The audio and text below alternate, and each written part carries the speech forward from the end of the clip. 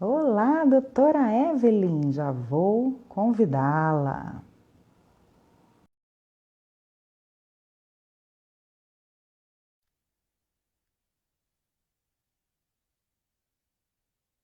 Muito bem, né? Ela entrou.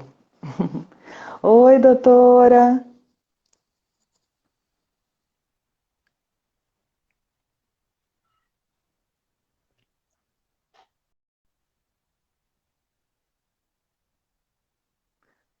Tá me ouvindo bem, doutora Evelyn?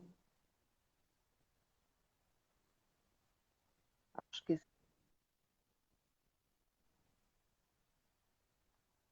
acho que falhou um pouquinho.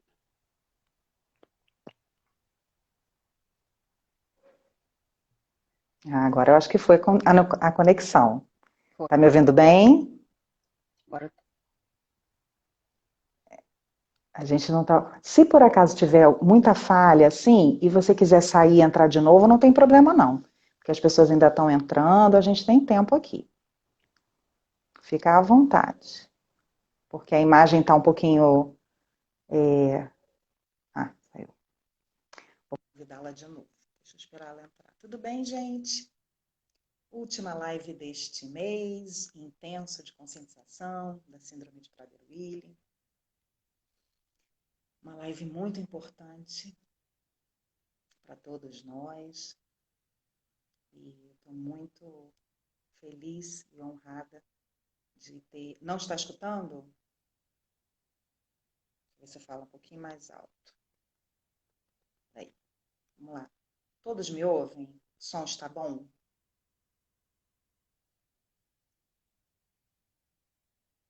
O som está bom? Alô?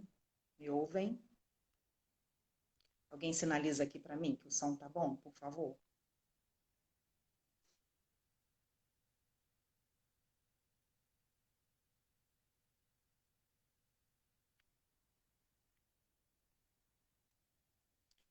Ah, aqui. Deixa eu ver. Ok. Vamos lá. Ah, estou ouvindo bem, que bom. Só a doutora Evelyn entrar novamente. Ah, agora sim. tá me ouvindo? Estou ouvindo. Me ouvi bem? Vamos começar, gente. Eu não.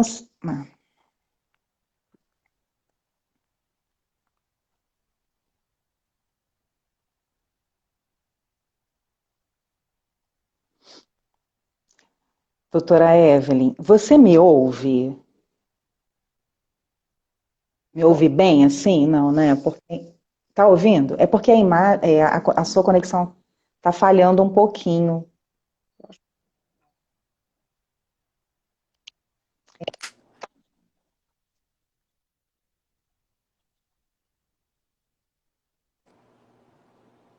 Tá.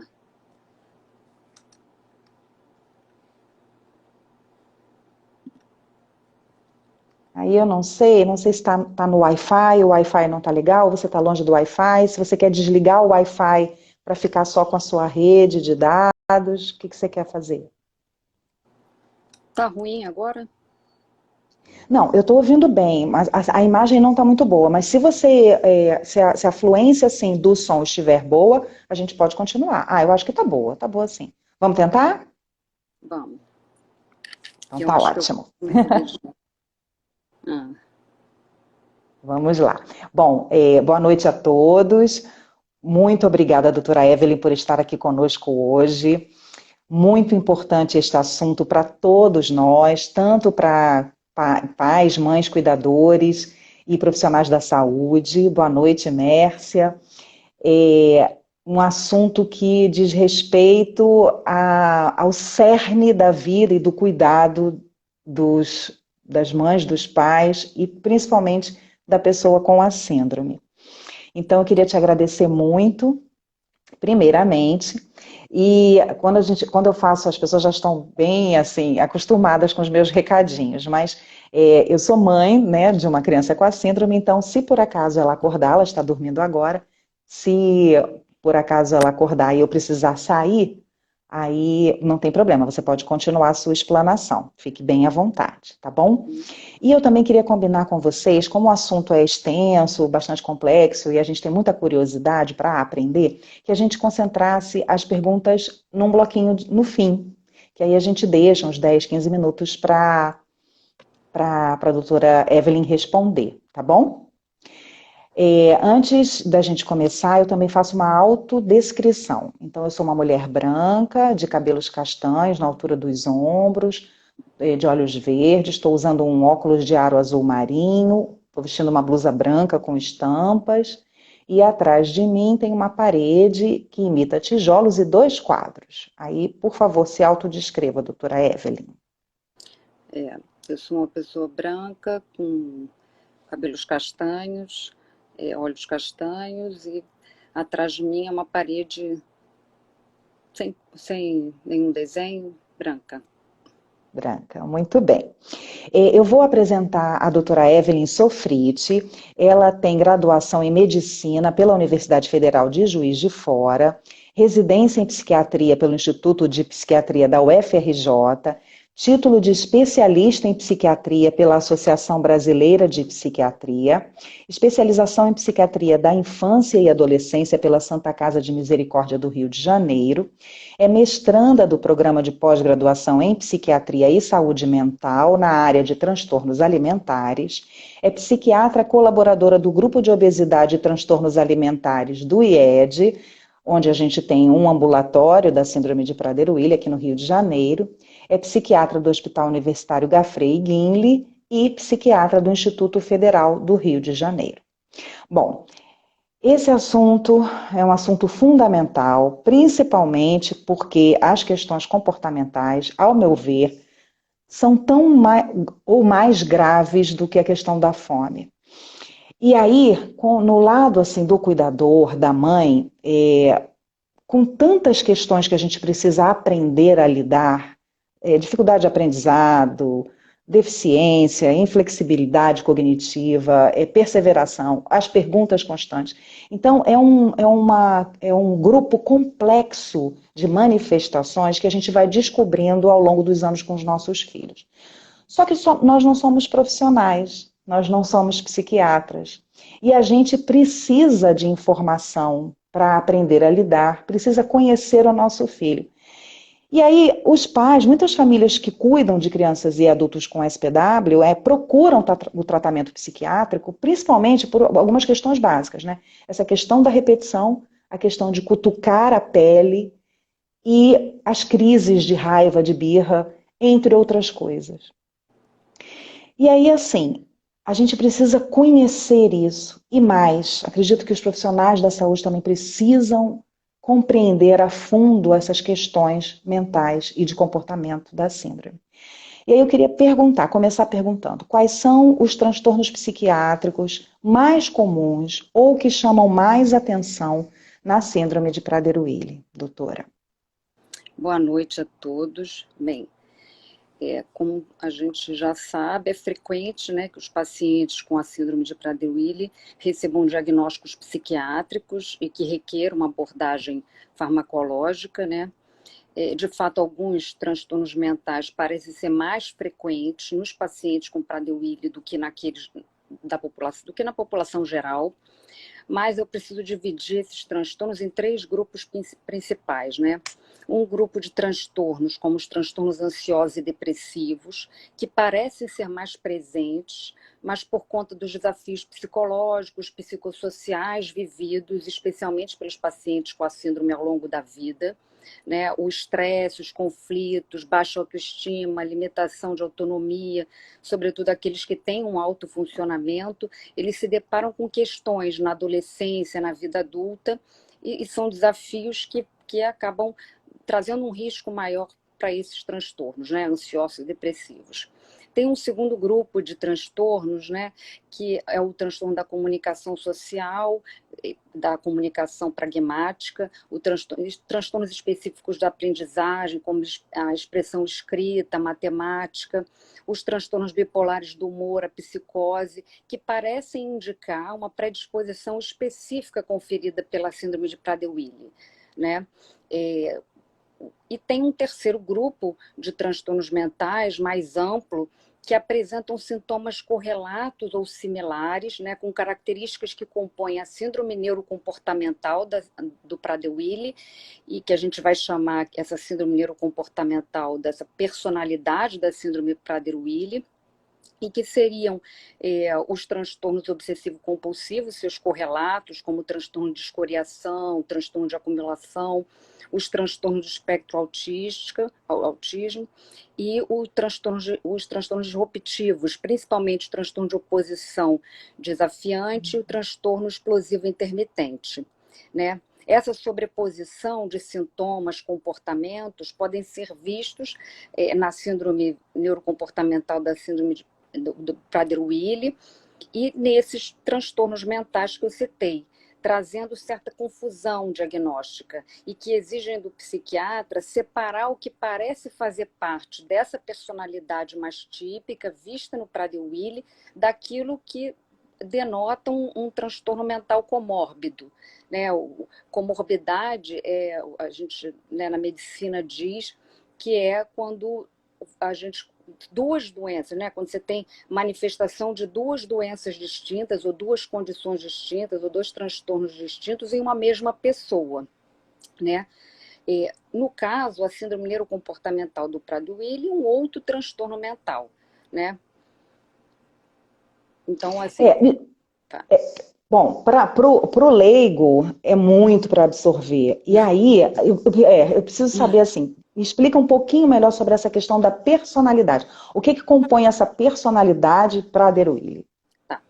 Existem 5 principais características dessa síndrome neurocomportamental do Prader-Willi, né? Que exatamente assim, é considerado característica da doença porque apresentam características que são frequentes e presentes em maior ou menor grau durante um longo período da vida da maioria dos pacientes. Por isso que a gente vai dizer que é da personalidade, porque todas aquelas características, né, que tem essa presença mais constante, né, elas acabam sendo colocadas na figura da personalidade, né, entram nessa característica da personalidade da pessoa, tá? Desse grupo, né, dessas 5 características, existem, né, os comportamentos relacionados à comida, né, a hiperfagia, a rigidez e a inflexibilidade, que é expressa pela perseveração, repetição de falas e comportamentos, né, os comportamentos desafiadores, que são essas explosões emocionais de raiva e a insistência, aquela teimosia, né, a ansiedade e insegurança e os comportamentos de autolesão. Então, é esse conjunto, assim, né, dessas 5 características principais é o que a gente vai chamar, né, o que vai caracterizar essa síndrome neurocomportamental do Prader-Willi, essa personalidade do Prader-Willi, tá? Eu coloquei esses 2 nomes para irem sendo familiarizados, né, porque é como a gente chama. Eu nunca tinha ouvido falar nesse termo, assim, dessa conceituação de uma personalidade Prader-Willi. Isso é básico para a gente aprender. Uhum.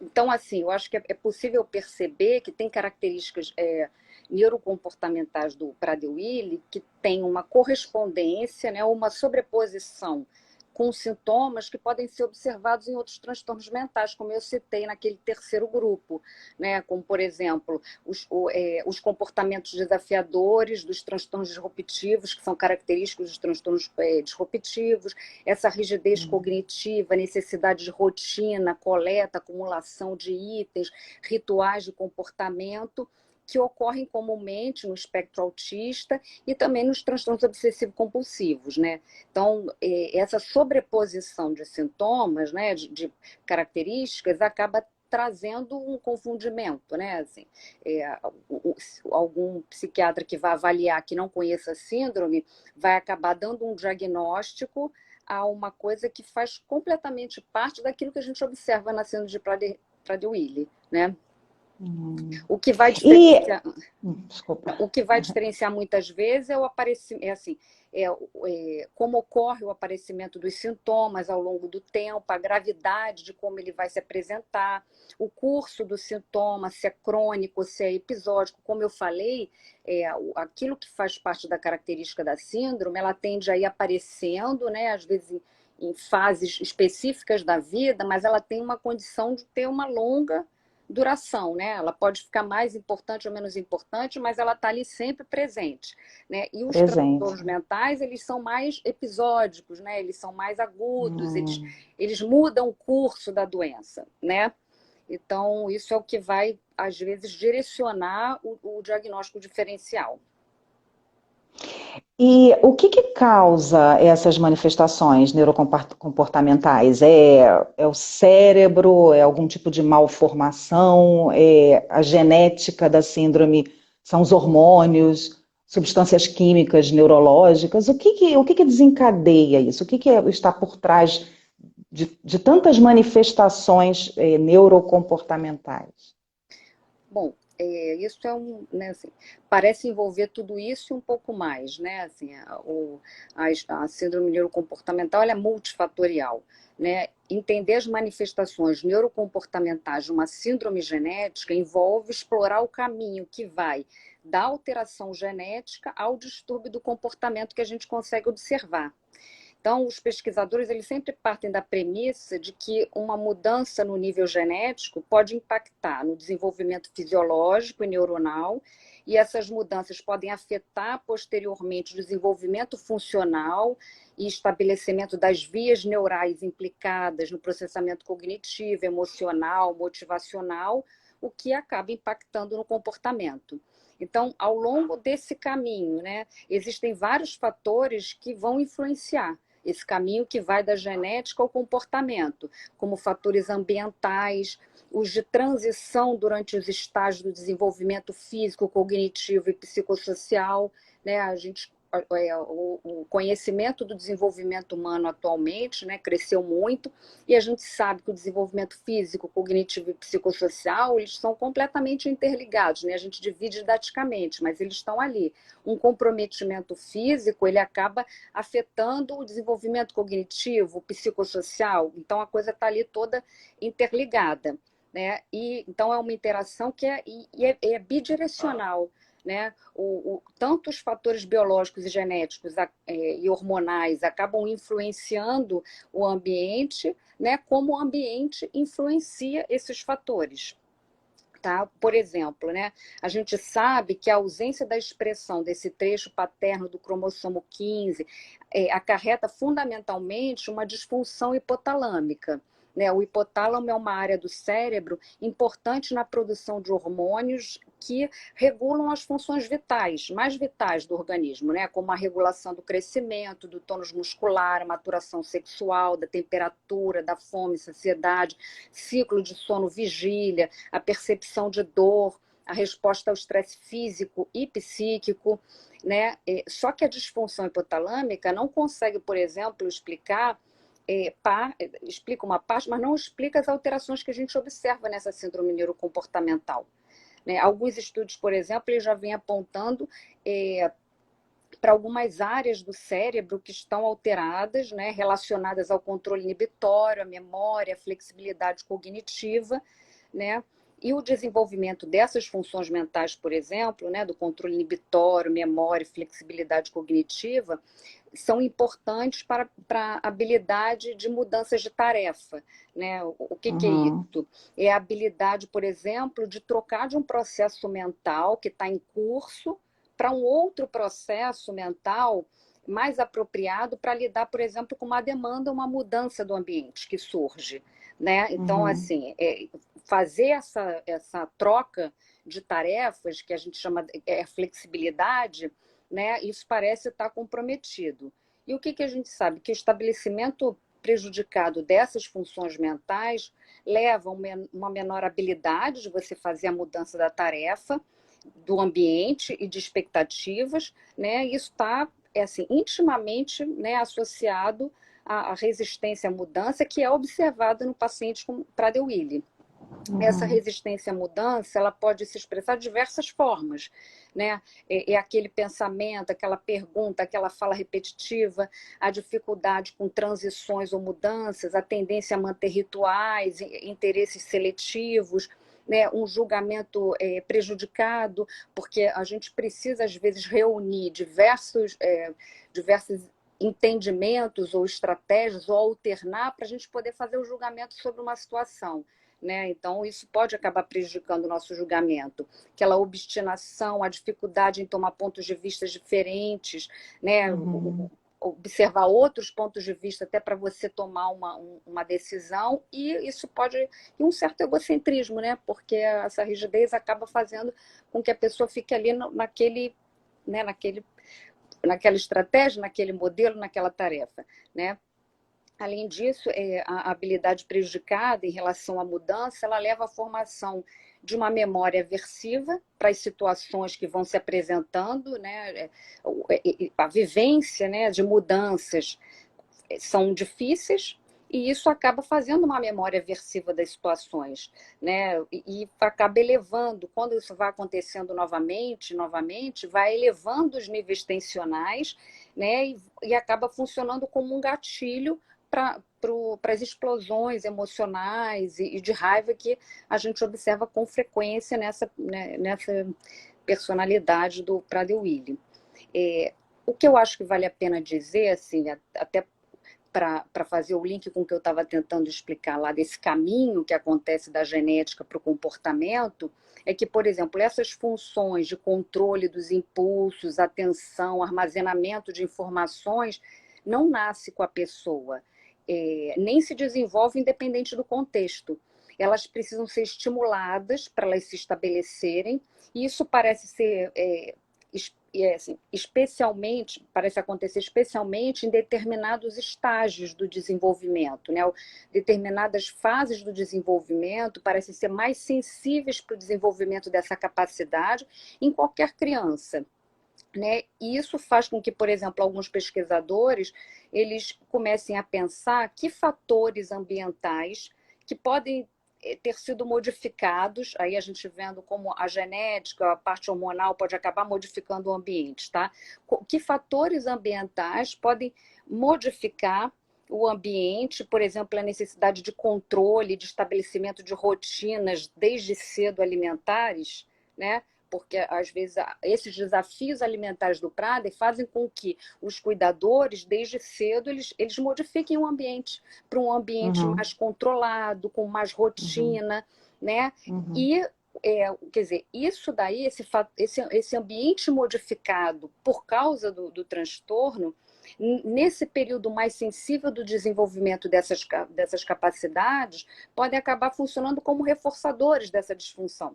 Que Entende? interessante. E esse período é o quê? É a infância, a primeira infância? Então, parece que o período que mais, assim, dentro do desenvolvimento típico, né, parece que esse período ele fica ali entre 2 anos e 6 anos, não se sabe ainda se com o Prader vai...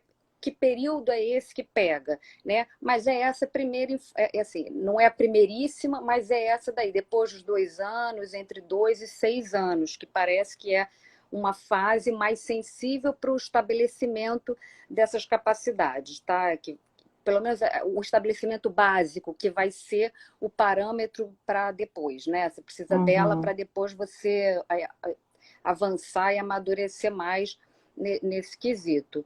Então, você vê como o ambiente, né, a parte genética pode acabar influenciando o ambiente, e esse ambiente né, trazendo outras alterações, né? Isso, assim, eu estou falando isso, mas eu não quero dizer que as medidas ambientais elas não têm que ser feitas, né? Não O tem. recurso Uhum. que a gente tem hoje é esse, né?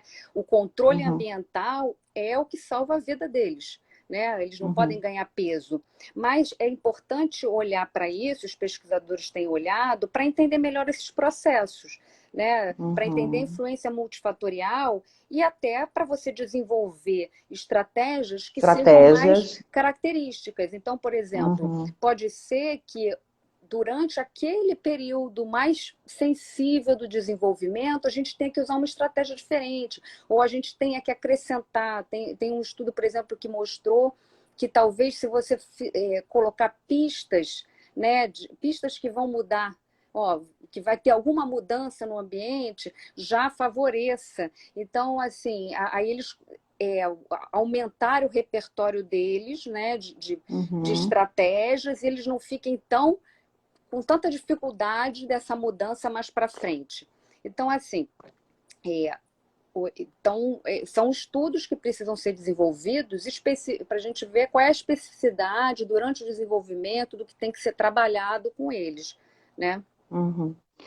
Então, assim, no afã de estabelecer uma rotina rigorosa, rígida, de controle alimentar e de controle ambiental com relação, às vezes, até a restrição de opções, porque a gente sabe que muitas opções podem desencadear uma ruptura, um estresse, a gente também acaba, talvez, reforçando negativamente um tipo de comportamento que a gente gostaria de que não estivesse ali, que a gente gostaria de que nossos filhos tivessem um pouco mais de flexibilidade, entendimento, tranquilidade com relação à mudança. Sim. É, Só que, assim, você veja que assim, isso vai ser uma coisa importante em várias outras fases. Talvez nessa fase, estabelecimento dessa condição, né, dessa capacidade, talvez a gente tenha que ter alguma outra estratégia sem e tem que ser uma estratégia fina ali que a gente regulada, porque a gente não uhum, pode abrir mão do controle alimentar, né? Mas que uhum, outras uhum, estratégias a gente ainda não sabe que podem auxiliar nisso, né? Então, uhum. assim, tem isso é uma hipótese, né? Assim, a gente sabe que tem essa disfunção, a gente imagina que ela tem a ver com desenvolvimento, a gente só não entende muito bem como é que ela se processa. E aí tem essas Uhum. hipóteses, né? Tudo o que você falou é muito, muito interessante, porque a gente vê essa teoria e os estudos aplicados na prática. E aí eu percebo muito bem essa questão de muita dificuldade de transição de tarefas, ou de você aceitar a vida, né, com um pouco mais de leveza e mudar repentinamente de acordo com o que a situação precisa na minha filha. E eu também percebo que quanto mais assim eu dou uma autonomia para a escolha dela, quando ela se sente um pouco dona da própria situação e da própria escolha, as coisas fluem melhor. É como se fosse uma estratégia até um pouco velada, né? Na verdade, eu tenho o controle, mas eu faço com que ela perceba ou ache que ela está escolhendo aquela opção, para que isso se torne, né, algo comum, para que a gente vá desconstruindo essa rigidez e talvez até um movimento de defesa. Como você disse sobre a questão do hipotálamo, é como se eles não tivessem um chão seguinte para pisar e que a gente precisasse colocar os tijolos e o chãozinho em cada etapa de tudo da vida. E eles se sentem inseguros, porque como é que você vai pisar em algo que não existe? Então, Uhum. realmente, é um comportamento que você acaba se fechando para um novo, porque você não tem essa capacidade, às vezes, de abstração e de saber, não, eu vou estar seguro de determinada maneira, né? Uhum. Essa é um pouco a minha colocação leiga, né? Como eu percebo que a rotina aqui da minha filha funciona. Uhum. E você falou algo muito importante também no início, que se o profissional, o psiquiatra, que vai lidar com uma pessoa com a síndrome de Prader-Willi não tiver conhecimento sobre essas questões tão peculiares e tão profundas que você citou, pode haver uma diferença no tratamento, então que ele não seja um tratamento tão efetivo, tão eficaz, de conforto, tanto para as famílias quanto para o paciente. E aí a gente sabe que, como a síndrome é considerada rara, né, os profissionais multidisciplinares, eles talvez tenham certa dificuldade de encontrar pacientes com a síndrome, então eles não têm contato também, né? E o psiquiatra é um deles. E aí, qual é a diferença da abordagem do psiquiatra para os transtornos da pessoa com a síndrome de Prader-Willi em comparação com outras síndromes ou com o autismo? Quais são essas diferenças básicas? Que até as famílias podem, né, conversar com os psiquiatras sobre isso, chamar a atenção deles para algum tipo de abordagem diferenciada. Bom, é, eu acho que assim, a abordagem diferente, né? Eu acho que parte do primeiro o diagnóstico diferencial, né? É, entre a síndrome comportamental do Prader-Willi e o transtorno mental comórbido, hein? Porque assim, para você tratar, para você traçar a terapêutica, para você traçar qual abordagem você vai ter, é importante fazer esse diagnóstico diferencial, né? As medicações psiquiátricas, elas são frequentemente indicadas e úteis para tratar os transtornos mentais comórbidos que se manifestam, mas elas parecem menos úteis para tratar essas alterações neurocomportamentais do Prader-Willi, né? Então, o psiquiatra ele precisa conhecer a história natural de como vão se apresentando, se consolidando as características da síndrome neurocomportamental, para identificar as mudanças no padrão de comportamento dos pacientes ao longo do tempo, né? Uma deterioração ou o agravamento de um comportamento ou o surgimento de um novo comportamento podem sugerir a ocorrência de um transtorno mental subjacente, aquele perfil de comportamento típico conhecido. Então, isso é o grande, né, assim, conhecer a história natural, né? Porque você só vai saber se aconteceu alguma coisa diferente se você saber, assim, a idade que normalmente acontece, né?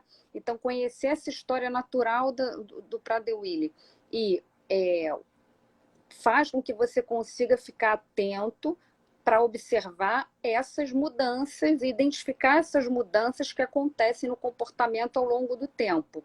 Então, é diferente porque a abordagem ela tem que ser assim, né? Sempre olhando e prestando atenção, identificando essas mudanças, né? E procurando nessas mudanças as características que vão caracterizar um transtorno comórbido e não, né, que se diferenciam daquele padrão já conhecido do comportamento do Prader. Então, e conhecer a síndrome, né, e fazer esse diagnóstico diferencial, ele é importante para você traçar a abordagem terapêutica mesmo, né? Para você fazer uma medicação que efetivamente vá melhorar e evita que tenham efeitos colaterais com uma medicação que, por exemplo, provavelmente não vai funcionar, né? E é importante também porque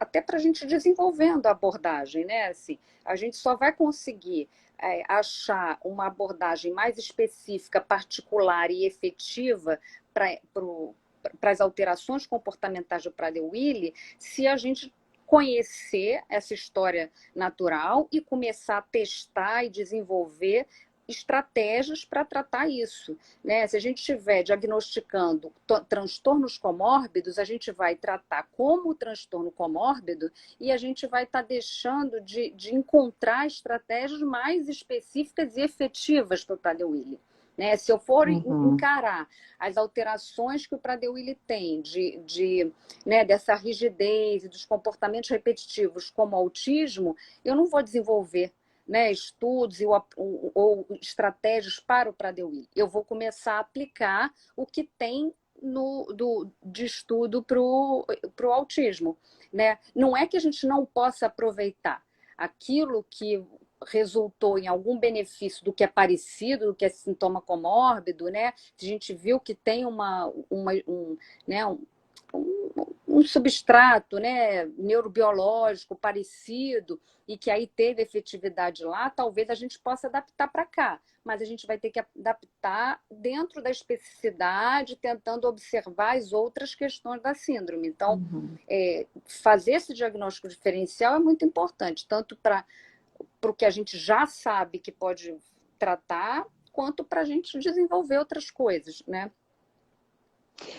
A gente percebe que a parceria dos pais, das mães, dos cuidadores com o psiquiatra, ela é fundamental, porque as pessoas elas têm certa dificuldade de explicitar o que sentem, os sintomas, o que desencadeia uma raiva, uma tristeza. Então a gente precisa fazer essa ponte. E aí, pegando também um gancho com o que você falou, a gente recebe muitos comentários de mães que se queixam da dificuldade de tratamento dos psiquiatras, de ajuste nas medicações e, às vezes, do excesso de medicação. Então, qual o conselho que você dá, qual a sugestão que você dá para o cuidador quando isso incomoda você, né? O que você deve falar ou comentar com o terapeuta que acompanha a pessoa com a síndrome? Bom, eu acho que a primeira coisa, né, eu sei que é um desafio encontrar profissionais que conhecem a síndrome, mas é importante, eu acho que primeiramente não desistir e questionar, né? E entender que vocês, né, os pais, os avós, os tios, aqueles que estão ali no cuidado, são os principais especialistas sobre a síndrome, né? Os especialistas são vocês.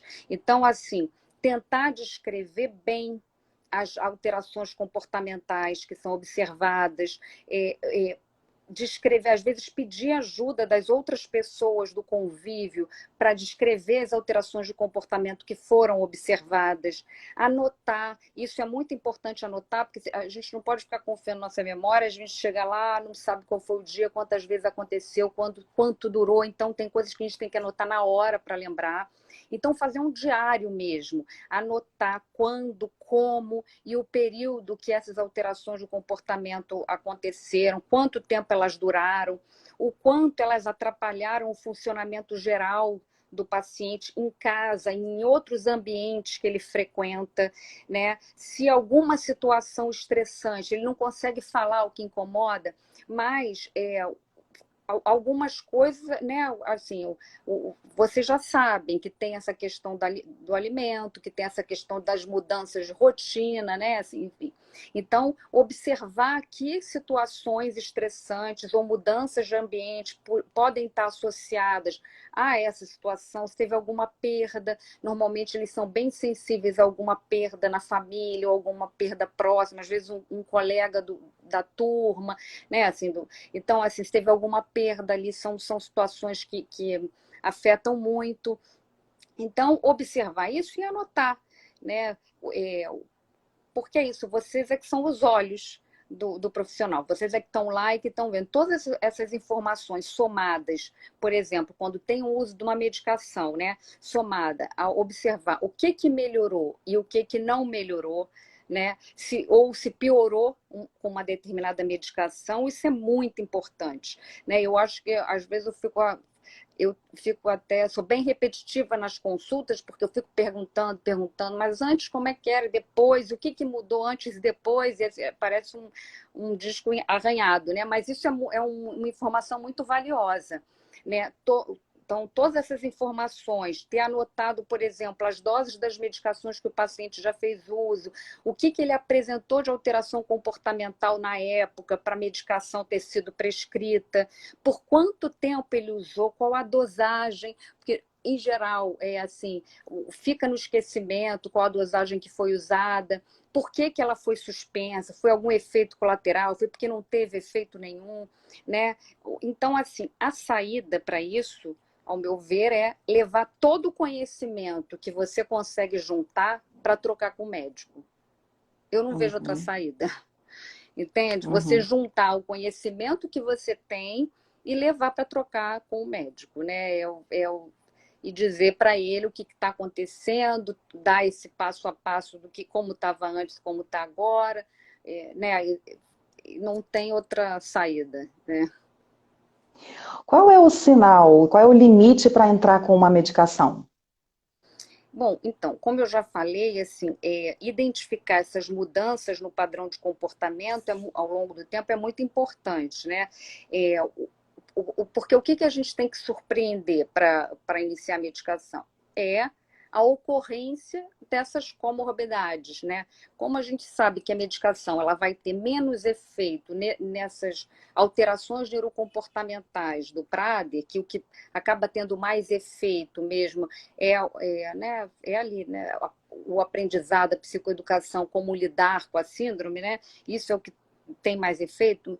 Bom, então, o que a gente vai tratar com medicação? É o que tiver comórbido, né? Assim, se realmente apresentar sintomas de um transtorno obsessivo compulsivo que é característico, então, que fala a favor de ter ali um transtorno associado, e aí a gente sabe que no transtorno obsessivo compulsivo você tratar, por exemplo, com a fluoxetina, com a clomipramina, assim, você sabe que aquilo dali é efetivo. Então, você vai entrar com a medicação porque você vai tratando aquela condição, aquele transtorno que já tem, já se tem conhecimento de boa resposta com essa medicação, né? Então, observar se tem um transtorno comórbido acontecendo é um sinal. E como que a gente vai saber se tem um transtorno comórbido associado, aparecendo ali? É identificando as mudanças no padrão do comportamento, né? Como eu vou voltar a dizer, essas características que são do Prader, elas em geral são características que vêm de longo tempo. Elas podem estar mais importantes no momento, porque normalmente o estresse e tal dão uma aflorada, né? Podem estar menos importantes no outro momento, mas é aquilo já conhecido, né? Agora, os transtornos mentais comórbidos, eles aparecem no curso da doença, né? Então, eles levam um agravamento do comportamento, que isso é percebido com mais sofrimento, atrapalhando mais o funcionamento do dia a dia, né? Tem uma deterioração que é observada. Então, esse surgimento, né, o agravamento do comportamento falam a favor de que tem alguma coisa ali, que algum transtorno subjacente que a gente tem que olhar e tratar. Dentre esses transtornos subjacentes, assim, a gente também recebe muita pergunta e muitas dúvidas com relação à psicose. Então, queria saber de você um pouco o que os pais podem perceber como psicose e se há uma relação com o uso do hormônio do crescimento e a pessoa ter psicose, se é uma contraindicação. Qual é essa relação? Bom, a psicose no Prader-Willi, ela em geral, ela não fala a favor de um transtorno psicótico crônico como a esquizofrenia, tá? A psicose, ela é um termo genérico que a gente dá para condições em que ocorre um rompimento das funções mentais, né? Assim, uma desorganização das funções mentais, principalmente, né, a cognição, a percepção, essas funções, cognição, percepção, emoção, assim, são funções que, quando elas, né, deterioram, né, que a gente vai chamar de psicose. Por quê? Porque a gente precisa dessas funções, a gente precisa da percepção e da cognição e das emoções, né, bem reguladas, para a gente poder fazer uma coisa que a gente chama de teste de realidade. A gente conseguir diferenciar o que é real do que não é, né? Quando você tem um comprometimento, uma disfunção grave dessas funções, uma das coisas que vai ficar comprometida é esse teste de realidade, né? E aí então a psicose é isso, é a perda do teste de realidade, que é importante, porque a gente sabe o que é real ou não a partir do que a gente percebe do ambiente. Então, a gente percebe o ambiente através dos nossos sentidos, eles vão para áreas do cérebro perceptivas, que vão associar essas sensações que a gente tem, e essas áreas associativas que vão dizer para a gente, olha só, isso está vindo do meio externo e isso não está vindo. Então, isso é real e isso não é, né? Então, se você tem uma disfunção dessas áreas, você passa a não conseguir fazer essa distinção. E é isso que a gente chama de psicose. Se a psicose é dentro de um quadro crônico, que tem algumas características específicas, enfim, que a gente vai dar o nome de esquizofrenia, né? Pode ser. A psicose pode ser um quadro agudo dentro de alguém que usou substância, por exemplo. Pode acontecer nos pacientes com transtorno do humor. E é o que parece, né? O que parece na síndrome de Prader-Willi é que eles têm mais transtornos do humor e que eles ciclam esse humor e às vezes assim, a psicose do Prader-Willi parece estar inserido dentro dessa ciclagem de humor que ele faz. E aí ele pode, né, os transtornos do humor podem cursar com perda desse juízo de realidade, né, desse teste de realidade, é o que a gente vai chamar de psicose. É difícil, às vezes, no Prader, você caracterizar, por exemplo, alucinações, delírios, né? Às vezes é difícil até você perceber. Mas eu volto a falar que essas alterações do comportamento agudas, elas chamam atenção, né? Então, assim, aquelas alterações agudas, assim, aquela desorganização, né, que acontece, que rompe de repente, né, a pessoa né, aquele paciente que de repente já não consegue, ele tem um funcionamento e de repente ele não consegue nem vestir uma roupa, né, que ele fica estranho. Então, assim, tem algumas alterações que saem daquela rotina dele. Então, isso é algo que chama atenção, que tem que levar para avaliação, porque pode ser que ele esteja fazendo essa ciclagem e fazendo essa psicose, né? Rompendo com essa... E isso significa o quê? Né? O que a psicose significa para a mente? Né, o cérebro perceptivo, emocional, cognitivo é um órgão como outro qualquer, né? Ele fica disfuncional, ele fica insuficiente, né? E quando ele está insuficiente, ele está vulnerável, né? Então, a gente tem que evitar ao máximo fazer, né, fazer coisas, né, ou entrar com medicações, por exemplo, que num cérebro vulnerável podem agravar. O que acontece com o hormônio do crescimento? O hormônio do crescimento, ele tem os hormônios em geral, né? Mas ele tem uma similaridade de estrutura química com outros hormônios, né? Outros hormônios com hormônios que podem induzir a produção de né, de outras substâncias e que estão implicadas em piorar quadros de humor, quadros psicóticos. Então, né, não é uma contraindicação absoluta. Né, assim, já teve um episódio psicótico, então não pode nunca mais usar. Não é exatamente isso, assim. Cada paciente a gente vai ter que avaliar a situação, mas certamente, se o paciente está num quadro agudo, ele está desorganizado, significa que essa mente, esse cérebro está insuficiente, está desorganizado agudamente. Então, você não pode colocar uma medicação ou iniciar uma medicação que traga um risco disso ficar agravado, né? De agravar os sintomas de humor, de agravar os sintomas psicóticos. Então, por isso que tem essa contraindicação, né? O paciente que já fez isso, né, que já teve essa condição antes, já fez um quadro psicótico antes, talvez tenha que ser avaliado se vale a pena, e vai depender da gravidade que aconteceu, vai depender se quando você entra com a medicação, ele tem uma boa resposta. Talvez você, para fazer o hormônio do crescimento, você tenha que manter o antipsicótico junto. Então, assim, o que você vai fazer, esse manejo vai depender muito de cada situação, né? Mas certamente, quando o paciente está num quadro agudo, você não deve fazer nenhum tipo de hormônio, né? A verdade, sim, a não ser que seja por uma falta de hormônio, né? Tem algumas condições que a falta de determinados hormônios podem desencadear um quadro, mas se não foi por isso, a gente não deve iniciar nesse momento. Assim, não é uma explicação, é uma explicação... Não, foi uma explicação muito boa, muito importante. A gente tem uma pergunta aqui: como saber qual o limiar para as questões comportamentais de uma criança para ser diagnosticada como um transtorno? Porque sabemos que muitas crianças apresentam dificuldades comportamentais da própria infância.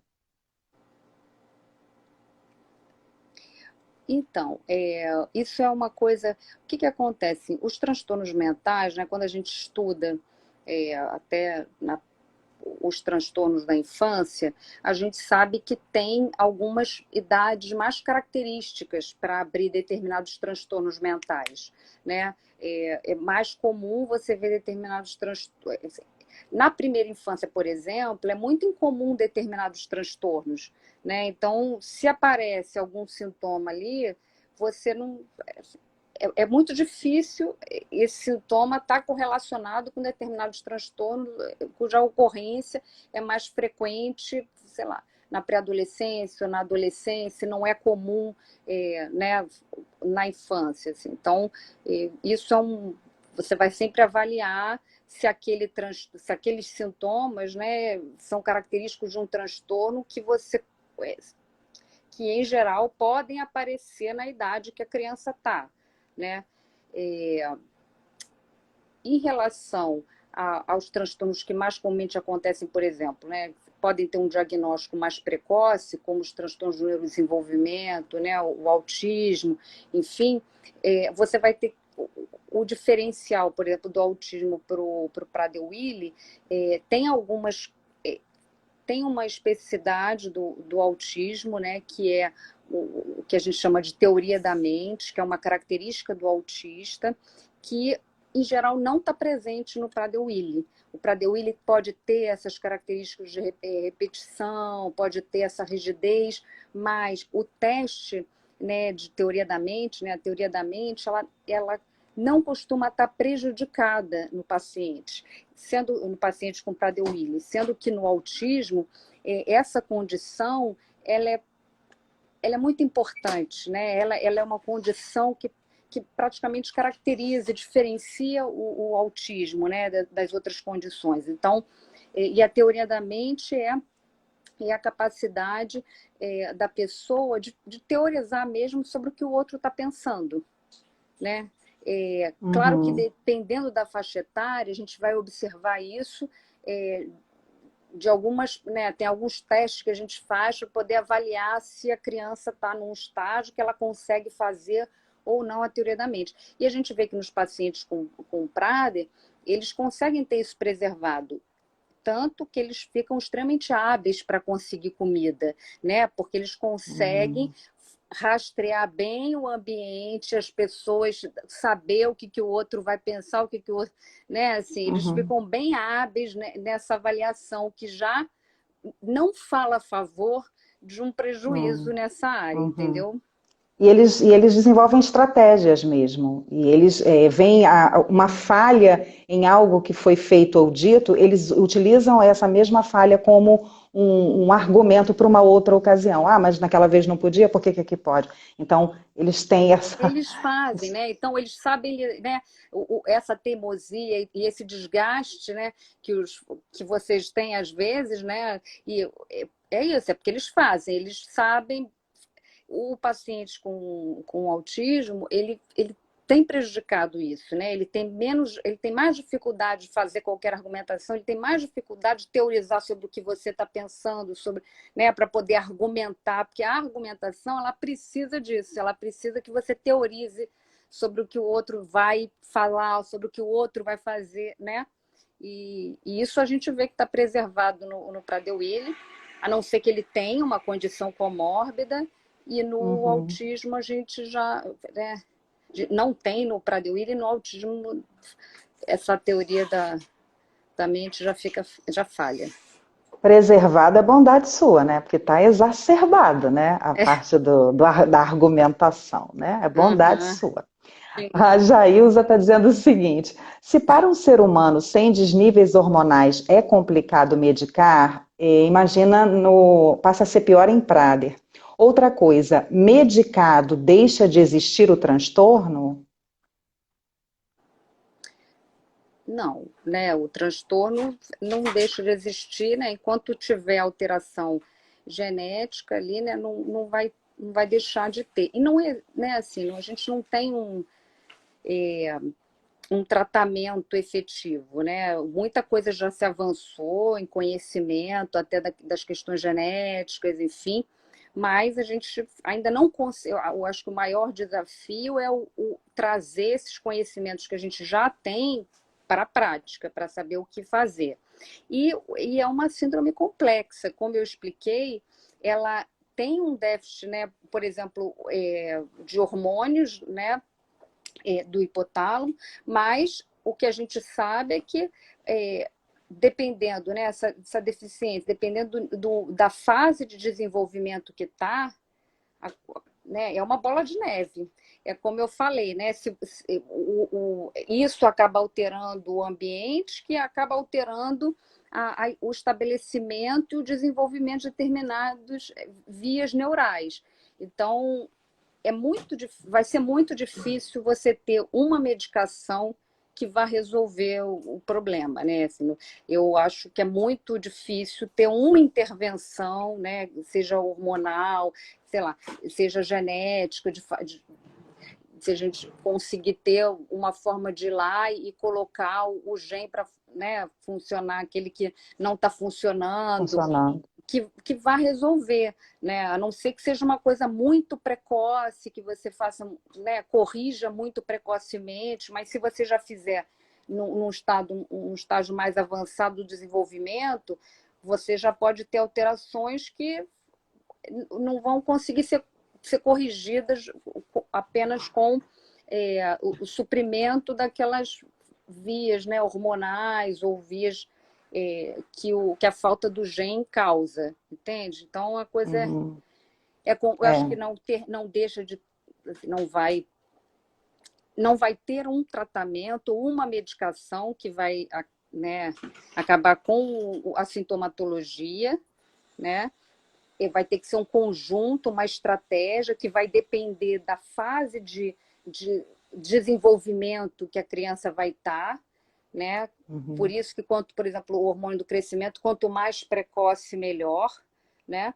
E mas a condição está ali, a não ser que a gente chegue num ponto que tenha correções de alterações genéticas e que você faça, né, ali no útero e que corrija e pronto, né? Assim. Uhum. Então a alteração vai estar ali, você pode não expressar o comportamento, né? Ele não está assim tão aparente, está tratado, mas não deixa, a condição não deixa de existir, né? Uhum. A Aline comenta: trabalho em escola e tem a sala de recursos para crianças especiais. A professora dessa sala trabalha há 10 anos nessa área e nunca viu criança com SPW. A gente passa por isso por diversos profissionais, né, Aline? Uhum. Não só na parte acadêmica infantil. Obrigada, doutora, pelos esclarecimentos. Nos ajuda muito enquanto família. Ótimo. Jailza, medicar os pais. A gente pode fazer depois uma outra live, né, doutora? Sim, Para os medicamentos e comportamentos da família. Não é isso? Isso sim. daí é ótimo. Aqui, ó, Prader-Willi Argentina. Existem certos medicamentos que são incompatíveis com SPW e produzem mais alterações no paciente? Uma pergunta. Existem medicamentos, né, que parecem assim, por exemplo, né, por isso que eu falei que é bom você medicar quando tem o transtorno, porque tem alguns medicamentos que podem causar assim uma liberação emocional, então podem liberar, que a gente fala frontalmente o paciente, né? Então eles podem ficar mais desinibidos. Então tem, né, algumas medicações que podem causar, não quer dizer que vão causar se você iniciar, mas pode causar sim, né? Principalmente porque como você tem assim, essa disfunção em áreas de controle, tem algumas medicações que liberam essas áreas, né? Que favorecem a liberação dessas áreas. Então a pessoa pode acabar ficando mais tendo um comportamento mais desinibido, enfim. Tem algumas medicações que podem prejudicar metabolicamente, né? Então, que levam a ganho de peso, que levam a aumento de glicemia, de triglicerídeos, né? Assim, que alteram a parte metabólica. Então, a gente entra se a gente vê que vai ter um benefício de fato, né? Assim, Uhum. se não tiver um benefício de fato, não vale a pena ficar com a medicação, porque ela pode trazer, tem um risco maior de trazer essas alterações, né, metabólicas. Mas é basicamente isso, as alterações metabólicas e essas de liberação comportamental, né? Tem uma pergunta, eu não entendi muito bem, mas pode ser exemplo de teste de realidade, ver coisas? Então, quando a gente fala assim, quando eu falei esse teste de realidade, é isso, né? Assim, pode ter as alucinações. Quando você quer, né? você está com esse teste de realidade prejudicado, você pode ver, né? Pode ter alucinações visuais, auditivas, sensitivas, né? Sensoriais. Você pode ter delírios, né? Assim, esse, né? Se essa avaliação do que vem de fora e do que vem de dentro, ela não está bem, né? Essas áreas do cérebro não estão funcionando bem, você perde essa capacidade. Aí você pode, né, trazer confundimentos mesmo. Pergunta da Jaque. Todos os Prader terão psicose? Não. Na verdade, assim, quando a gente fala, né, que o transtorno do humor e que a psicose parecem serem mais comuns nos pacientes com Prader do que na população geral, e que eles são mais comuns, mas assim, na população geral, por exemplo, a esquizofrenia é 0,5% da população geral, né? Então, assim, vai ter estatisticamente apresentam mais quadros, mas então o que fala a favor de poder ter algum facilitador ali, né? Alguma característica que pode predispor a esses quadros de humor, a essas psicoses, mas não são todos os pacientes, na verdade, são assim, menos pacientes, mas em relação à população geral, eles se apresenta mais na população do Prader em comparação com a população em geral, tá? Mas não são todos de jeito nenhum. Né? A maioria não apresenta, vamos botar desse jeito. Falta de empatia é comum na SPW? Não é comum, né? O que acontece é, como eu falei, não é a empatia, né? É essa capacidade, na verdade, você se colocar no lugar do outro, e aí você tem uma empatia que é mais cognitiva, né? De você se colocar no lugar do que o outro pensa, ou uma empatia mais afetiva, de você se colocar no lugar do que o outro sente, né? Sentir o que o outro sente, e isso não é uma característica do Prader. O que acontece é que, até quando eu falei desse egocentrismo, assim, é que como ele tem essa rigidez, né? Você veja que para você se colocar no lugar do outro, você tem que mudar um padrão, você tem que sair da sua perspectiva e ir para a perspectiva do outro. Né? E aí pode estar prejudicado, mas não, o que eu quero dizer é que apesar de ter essa rigidez, essa dificuldade de fazer essa mudança, não significa que eles não possam fazer, né? Eles só têm mais dificuldade de repentinamente fazer isso, de repentinamente ter que trocar. Então, pode ser que numa situação assim, que eles tenham que né, ter uma empatia ou se colocar, se eles estão consumidos por alguma, né, dentro de uma estratégia assim, eles têm mais dificuldade de virar essa chave, mas não significa que eles não tenham a capacidade de ter empatia, tá? Há uma tendência a essa egocentricidade por isso, porque eles estão ali dentro das tarefas, dentro daquela estratégia que eles estão usando, para eles pararem isso e irem para, né, mudar a estratégia, para poder ver pela perspectiva do outro, é mais complicado para eles. A Bianca está perguntando, lá no IED, os pacientes estão sendo mapeados pelo diagnóstico, qual o mecanismo genético, né? Se foi erro no centro de imprinting, deleção, dissomia. Tem algum grupo que seja mais afetado no comportamento?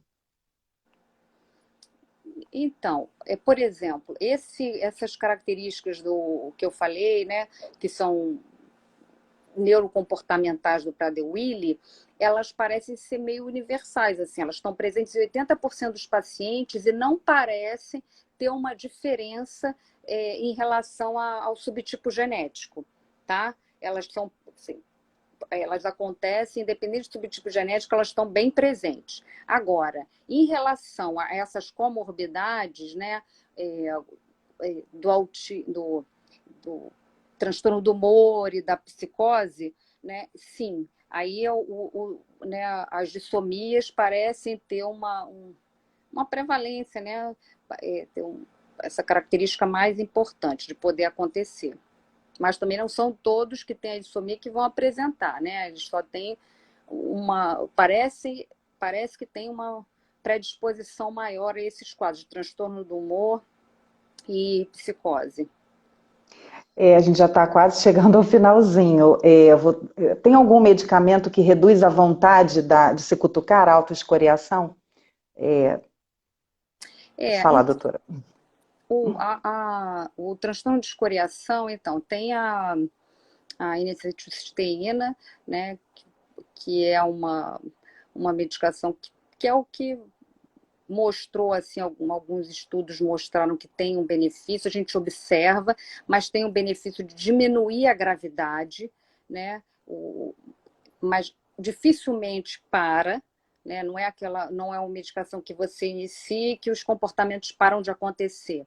Eles normalmente reduzem a intensidade, mas tem outras estratégias comportamentais que são importantes porque não deixa de ser um transtorno do hábito, né, a escoriação. Então, aquilo dali começa a trazer né, quando você está à toa, ou assim, em geral o paciente pode estar chateado, pode estar sem ter o que fazer, então isso acaba acontecendo mais e passa a ser um transtorno do hábito. Sempre que tiver naquela situação eu estou usando a palavra à toa porque me fugiu a palavra correta, mas assim... No tédio, né? Tédio, ócio, essas essa é coisas. a palavra, o tédio. Então, sempre que tiver no tédio, tiver, né, em algumas situações, acaba recorrendo a esse comportamento de ficar se cutucando. Mas a N-acetilcisteína, ela mexe com o sistema cerebral que diminui a intensidade, né? Mas o que a gente vê é que não melhora completamente, né? Mas diminui bem a intensidade, principalmente em adolescentes, crianças. Isso é menos importante em adultos, né? Essa eficiência da N-acetilcisteína. N-acetilcisteína é o nome do Fluimucil. Isso. Como podemos conter uma pessoa frente a uma crise? Uma crise o quê? Deve ser uma crise de raiva, choro, é da Argentina, da Prader-Willi Argentina, ela só falou crise. Uhum. Provavelmente é isso, uma crise que você vê que a pessoa está fora do controle, que isso. Pode agredir, que pode derrubar objeto, que grita, essas coisas. O importante é você observar para ver se tem algum perigo, né? Assim, mas você não dá atenção para isso, tá? Isso você, né? Se ela está num comportamento desses porque ela foi frustrada em alguma coisa, né? Que ela queria ou que, enfim, o importante é você falar para a pessoa, né? O que acontece, né? O que precisa ser dito, assim, não ceder, né? Não ceder né? A fazer o que a pessoa quer por causa do comportamento, porque senão você acaba trazendo um reforço para esse comportamento. Se ela, né, a gente sempre aquela experiência que a gente teve antes, né? Então, se ela conseguir, isso vai ser um reforço e isso vai fazer com que ela faça novamente. Então, não fazer, não ceder, controlar o ambiente assim para ver se tem alguma coisa, porque ela pode fazer um ataque, né? Pode ter alguma coisa que ela possa se machucar, dar uma observada no ambiente e ver se é um ambiente seguro.